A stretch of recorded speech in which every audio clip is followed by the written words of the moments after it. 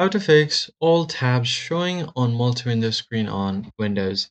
Hey guys, welcome back to the channel. In today's tutorial, I'm going to show you how you can easily fix if all of your tabs are showing on your multi-window.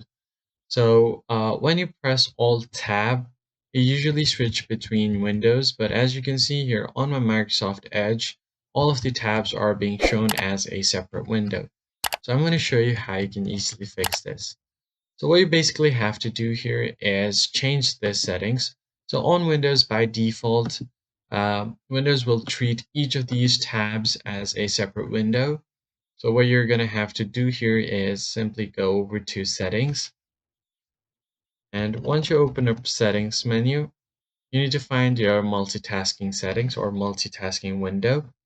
For that, go over to system and then from here, tap on display.